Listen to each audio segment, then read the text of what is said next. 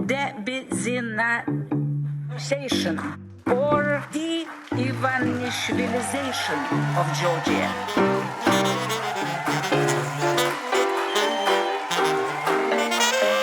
What does it mean, de-oligarchization? It means de-Byzantinization or de-Ivanishvilization of Georgia. Hey, გამარჯობა მეგობრებო, ფორმულას ეთერში თქვენ უყურებთ 221 ეპიზოდს გადაცემის საკვირაში ერთხელ მიშა მშვილდაძესთან. სამეფო კარის თამაშების მეორე სეზონის მესამე ეპიზოდის სათაურია, რაც მკვდარია, ვეღარას დროს მოკვდება. თესეუს და სტუს გაერთიანებაზე ეკავას. ჩემი აზრით უნივერსიტეტს, რომელშიც ირაკლი კობახიძე სამართალს ასწავლის, ვეღარაფერი მოკლავს. ეს ხუმრობით, რა თქმა უნდა, უნივერსიტეტები უნდა დავიცვათ. რატომ აერთიანებენ თბილისის სახელმწიფო უნივერსიტეტს და სახელმწიფო ტექნიკურ უნივერსიტეტს? არ ვიცი. არ მგონია მიზანი უნივერსიტეტების დამორჩილება იყოს. რომელია დაუმორჩილებელი?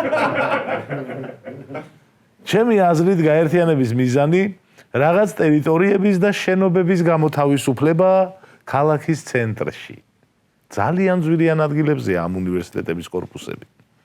მან საცხოვრებელი კორპუსები გაუშვი, აი ბაღუთი დაიწერება. ჩემი აზრით ეს უნდა იყოს мотивация. შეიძლება ესეც არის და სხვა მიზანიც აქვს. ზუსტად მხოლოდ ის ვიცი, რომ აი არაფერი ექნება ჩაფიქრებული. თუ კი ვინმე ფიქრობთ, რომ ქვეყნისთვის რამე კარგი უნდათ, კომენტარებში დაგვიწერეთ, ბოლოს რა გააკეთეს კარგი. რაზე დაყრდნობით ფიქრობთ? კოცებს სანამ ქვეყნის უძველესი უნივერსიტეტების გაერთიანებას გადაწყვეტდნენ, ჰქონდათ კონსულტაცია ლექტორებთან, სტუდენტებთან, განათლების ექსპერტებთან. იმჟელეს, მოისმინეს არგუმენტები ყველა მხრიდან, აწონ-დაწონეს, შეაჯერეს რეკომენდაციები და ისე მიიღეს გადაწყვეტილება. მართლა კი არა, რექტორებისთვისაც კი არ უკითხავთ აზრი.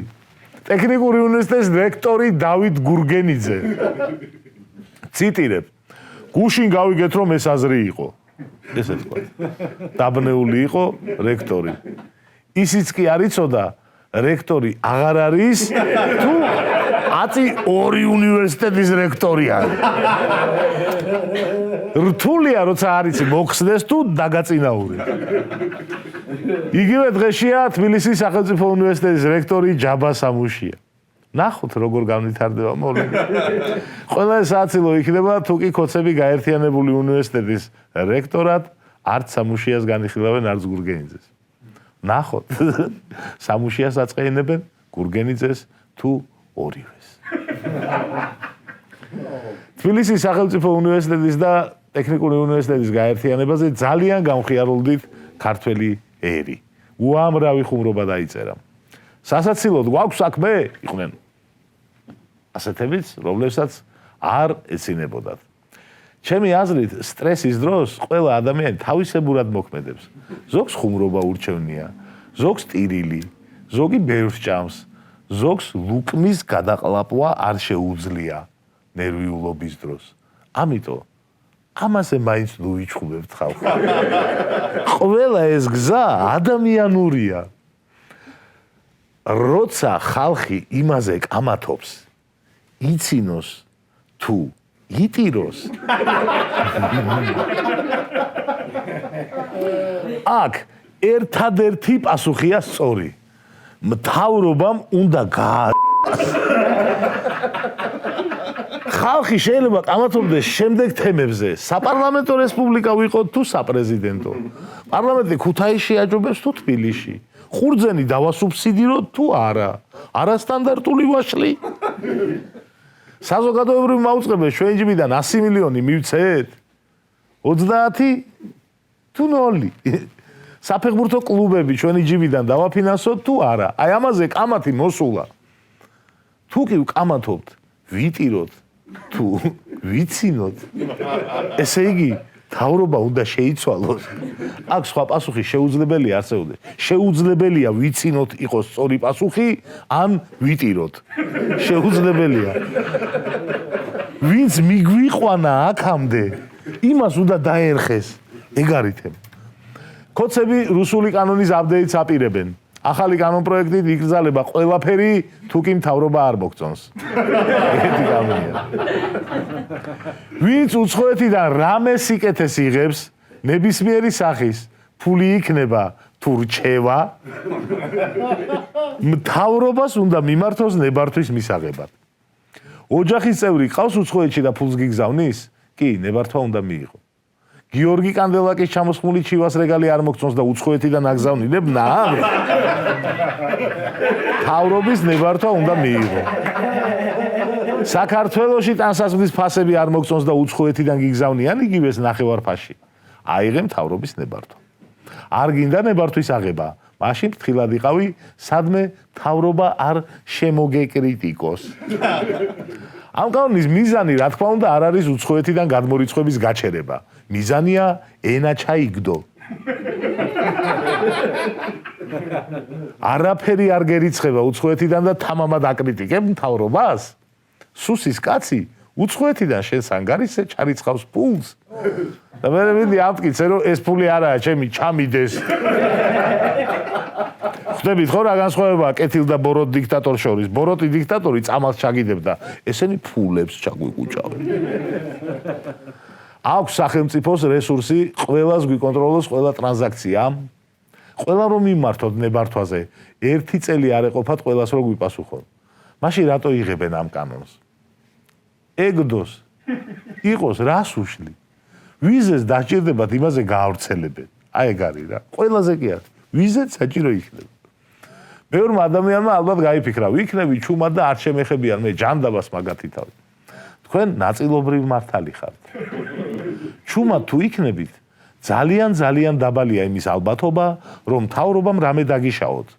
მაგრამ გამორიცხავთ იმის ალბათობას, რომ ოდესმე შესაძლოა რამეზე ხმის ამოღება მოგინდეთ. ან დაგჭირდეთ. დარწმუნებული ხართ, რომ ცხოვრებაში არასდროს არაფრის თქმა არ მოგინდებათ? შეგახსენებთ ცოტა ხნის წინ მდუმარე ბერმა ადამიანი გამოლანძღა. ანუ შეიძლება რომ მდუმარების აღმა კონდეს დადებული, მაგრამ ამოგასხას ერთ დღეს ადამიანები ვართ. აგერ ღარიბაშვილს და ჯუანშერ ბურჭულაძეს დასჭირდათ თავისუფალი სასამართლო და დემოკრატია.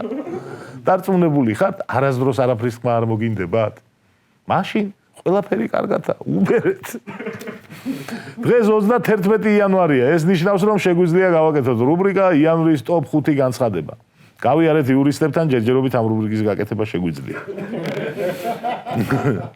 მეხუთე ადგილი, კახა კალაძე. არავის მივცემთ შესაძლებლობას, რომ საქართველო აბუჩად მოიხსენიოს. უკანასკნელ ამბებს თუ გავითვალისწინებთ, სადაც ჩანს, რომ ამერიკამ შეგვიჩერა სტრატეგიული პარტნიორობა, ევროკავშირმა ჩვენზე ხელი ჩაიქნია, ჩინეთმა დაგვიკიდა, ირანს არც ძალიან, აზერბაიჯანის სომხეთი ჩვენს გარეშე ლაგდებიან, დავოსის ფორუმზე ყველა მიიწვიეს ჩვენს გარდა, გამოდის, რომ კახის განცხადებაში ერთი სიტყვა ზედმეტია, აბუჩად. ასე უნდა იყოს. არავის მივცემთ შესაძლებლობას, რომ საქართველო მოიხსენიოს. მეოთხე ადგილი, ტექნიკური უნივერსიტეტის რექტორი დავით გურგენიძე. თესეუს და STU-ს უნივერსიტეტის გაერთიანებაზე. ჩემი პოზიცია ის არის, რაც უფრო უკეთესი იქნება ქვეყნისთვის და უნივერსიტეტისთვის. ამაზე ვიმსჯელებთ. დამაკლდა მე. რაც უფრო უკეთესი იქნება უნივერსიტეტის მოსაწონი უნდა ვაკეთო და მესამე ადგილი, მეუფე იაკობი. ჩვენ რამდენი წელია ვიძახით, შევრიგდეთო. აი, მაგის შევრიგდეთ. ჩვენგან რა არის საჭირო?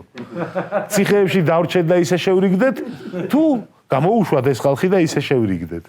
ცოტა მეტი დეტალი გითხარით. აი, დებატებზე გითხრეს, რა შემთხვევაში გვედებატებიან. მეორე ადგილი, შალვა პაპუაშვილი. ოპონენტებად ვაღიარებთ მათ, ვინც კონსტიტუციურ წესრიგს აღიარებს. იმათთან ვიდებატებთ, ვინც გვაღიარებსო. ანუ აჰა, გასაგებია ყველაფერი. ლეგიტიმაციის პრობლემა რომ მქონდათ, კი ვიცოდით, მაგრამ ასე დღეში თუ იყო გვაღიარეთ და დაგელაპარაკეთ. გვაღიარეთ და გაკოცებთ.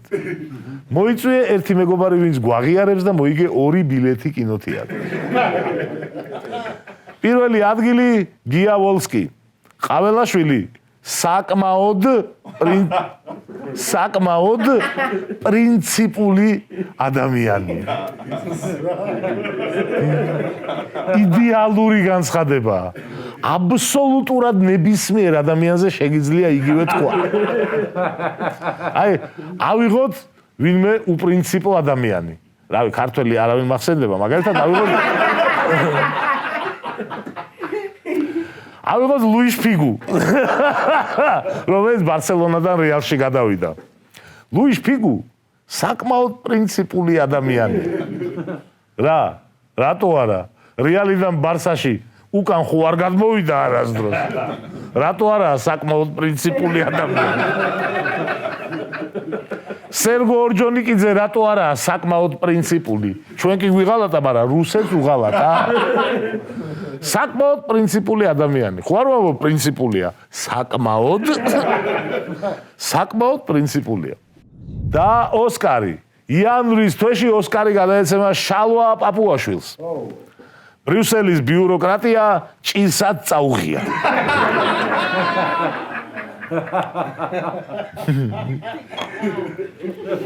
უკვე წყევლაზეც გადავიდნენ. მაპატეთ სექსისტური მიდგომისთვის, მაგრამ კაც წყევლა ძალიან არ უხდება. შეიგინეთ მაინც 100 წყევლები. მაგალითად, ზარქუას, რასაც ვერ დაუკარგავ, ბრუტალურად იწვის ხოლმე. აგერ უკან გამიკეთეთ თქვენი სანქციები. არ მახსენდება, რომ ზარქუას სენატორისთვის ეთქვა შენ არ გაგითენდეს ხვალინდელი. თუ სათქმელია პირდაპირ ეთქვი, შეჩათლახო. ეწყევლა რაღა, ფუფ. გადავიდეთ გადაცემის მეორე ნაწილზე, ჩაანალიზებაზე. ამ ეპიზოდს წერთ პარასკევს 30 იანვარს. ამ დღეს 1990 წელს მოსკოვში მაკდონალდსი გაიხსნა. 30,000 ადამიანი ჩადგა რიგში. უცნობია რამდენ ადამიანს გაუმართლა და შეაღწია მაკდონალდში. იმ დღის შემდეგ 36 წელი გავიდა და რუსები ისევ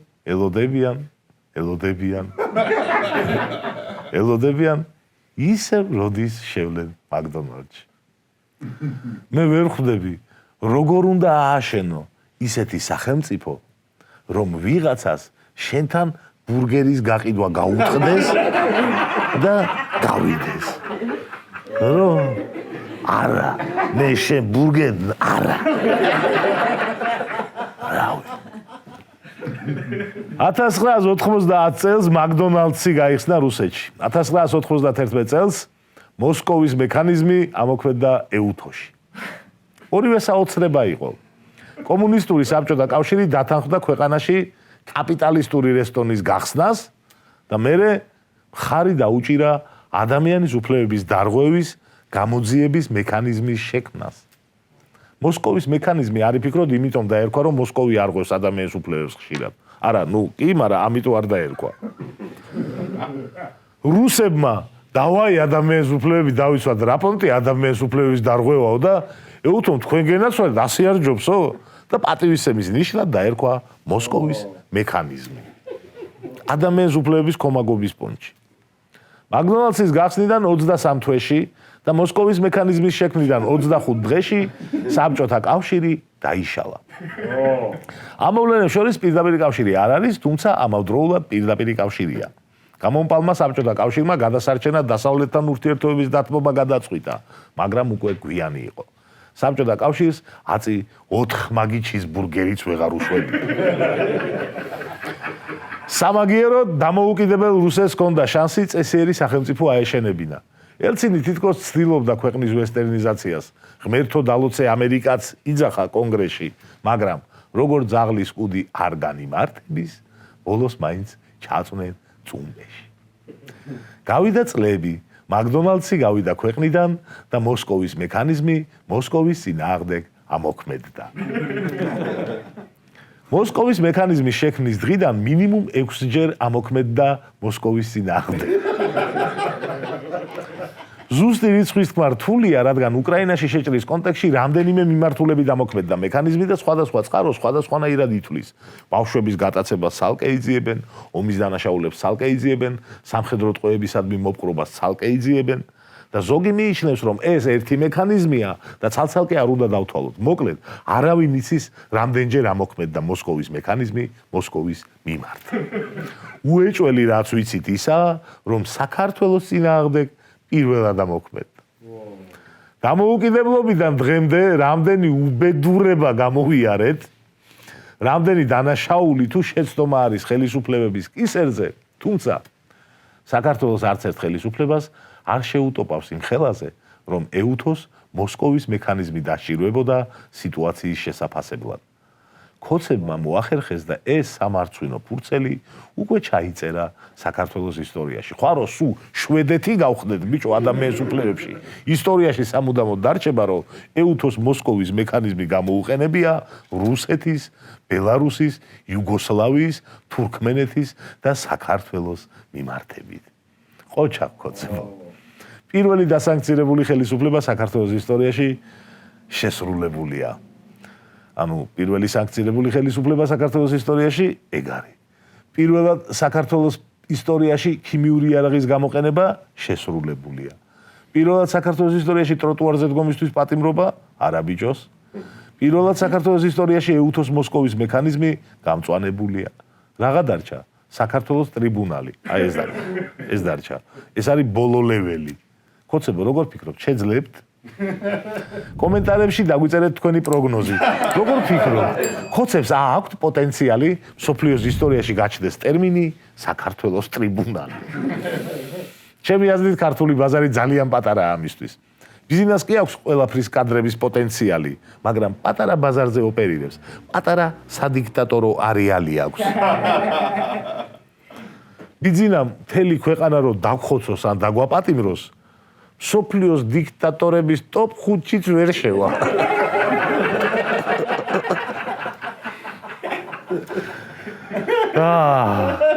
ბიზნესა წადი რუსეთში, სტალინმა რო დაინახა აქ საკუთარ შეაძლებლობებს ვერ გამოავლენდა. წავიდა რუსეთში, გაშალა ფრთები. ჯამში 23 მილიონამდე ადამიანი გაატარა რეპრესია. არ არის პატარა. არ არის აქ პრასვეტი ბიზნესი. 3 მილიონი ნახევარ კაცი, რაუდაი დიქტატორო ეგეთი რომ ისტორიაში, აი ვინ უნდა გააკვირვა. ყველაფერს რომ თავი დავანებოთ, საცოდაობა არ არის შენლაირ კაცს ატომურ ბომბზე ხელი არ მიუწვდებოდა. მაგი აი რითი ჯობია პუტინი. მართლა ჩემი აზრით ნიჭით შენი ნახევარიც არა. დიდი ქვეყნის დიქტატორია პუტინი, ერთ-ერთი ეგაა, თორე აბა საქართველოს დიქტატორი იყოს, გამარჯობასაც არ ეტყოდნენ. შენსავით. იჩალიჩე რუსეთში შენი კაცის მოყვანა, მერე ნახოს მსოფლიო ვინ არის ბიძინა. შენ რატო უნდა ასრულებდე რუსეთის დავალებებს? შენი დავალება შეასრულე. ვინ ჩემი ფეხებია, რით გჯობია? ქართველების შექმნილი ატომური ბომბებით ბლატაობენ. ნუ კაი, შექმნილი არა, მოპარული ხო არის ქართველები? ბერიამ მოპარა აინშტაინს. ეგ რო არ ქონდეთ, ის ხდებოდნენ ეხა მადუროს გვერდით ეგენი.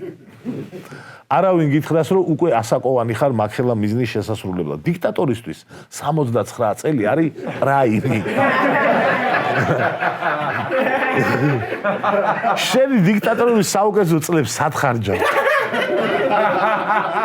24 წლის მესი რო ეროვნულ ლიგაში თამაშობდეს და არცად მიდევს ეგრე ხარ ახლა შენ საქართველოში. აბსოლუტურად ყველაფერი გაქვს რომ სოფლიო დიქტატორების ისტორიაში შეხვიდე. გამოცდილება გაქვს, გავლენა გაქვს, კონტაქტები გაქვს, ფული გაქვს, ბოროტი ხარ, დაბალი ხარ. მეტი რა გინდა?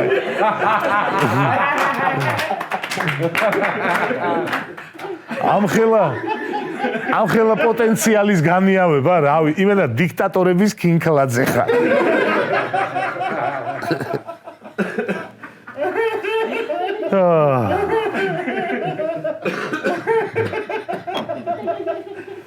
დიდას პარეზე გაუშვათ. დაუბრუნდეთ მოსკოვის მექანიზმს. რა იქნება ახლა? EUTO მალე დანიშნავს სპეციალურ წარმომადგენელს, რომელიც თავის გუნდთან ერთად დაიწყებს საქართველოში ადამიანის უფლებების დარღვევის მასშტაბის შესწავლას. ეს იქნება ერთგვარი ფაქტების დამდგენი კომისია. ისინი დადებენ მხოლოდ ფაქტებს. შეფასებები მათი საქმე არაა, მხოლოდ ფაქტები. მერე ამ ფაქტებით უტყუარი მტკიცებულებებით იხელმძღვანელებენ სახელმწიფოები და გადაწყვეტენ როგორ იმოქმედონ. ქოცებს შეუძლიათ ითანამშრომლონ EUTO-s მისიასთან. მიაწოდონ საკუთარი არგუმენტები. შეუძლიათ საქართველოს ჩამოსული EUTO-s თანამშრომლები დააჯარიმონ ტროტუარის გადაკეთვისთვის. EUTO-s თავმჯდომარე უკვე გვყავს დაჯარიმებული, თუმცა ეგ გზის გადაკეთვისთვის. ტროტუარის გადაკეთვაზე ჯერ არც ერთი საერთაშორისო იმუნიტეტის მქონე ადამიანი არ დაგვიჯარიმებია. ახლა მეგობრებო, თავარი შეკითხვა, ჩვენ რა ვქნა ჩვენ? ან ყველა გავჩუნდეთ, ან არავინ. რუსული კანონის ახალი პროტოკოლები რაც ემატება, რომლითაც ნებისმიერი ადამიანის დაჭერა იქნება შესაძლებელი. პრაქტიკაში შეეხებათ მხოლოდ იმათ, ვინც ხმას იღებს და უსამართლობას არ ეგუება. ვინც ჩუმად იქნება, არავინ გაუკონტროლებს 100 ევრო ჩაერიცხა საბერძნეთიდან თუ 1000. კანონი იმოქმედებს მხოლოდ მათზე, ვინც რეჟიმს უქმნის პრობლემას. ამიტომ ვიღაცამ იბრძოლოს და ვიღაცამ არა, ეგრე აღარ გამოვა. აქამდე გამოდიოდა მეტნაკლებად, მაგრამ 10 აღარ გამოვა. კრიტიკული რაოდენობა ერთად. ან ახლა არ შევეგუებით დიქტატურას, ან ყველა ვჩუნდებით და ველოდებით, რომ სადღაც რაღაც იქნება. ოღონდ უნდა ვიცოდეთ, რაც მეტი დრო გავა, მით უფრო მტკივნეული იქნება დიქტატურის დასრულება. 2000-მა კაცმა იბრძოლოს და სხვები დააკვირდნენ, რა მარაბდა ვერ გავიგე. ეგრე აღარ გამოვა. იმიტომ რომ ახალი კანონით აბსოლუტურად ნებისმიერი ადამიანის ციხეში გაშვება შეიძლება. და ეს არჩევანი ამიტომ ყველა ადამიანმა უნდა გააკეთოს ინდივიდუალურად. სულ ეს იყო რაც დღეისთვის მინდოდა მეთქვა. მადლობა ყურადღებისთვის. შევხვდებით მომავალ შაბათს ფორმულაზე.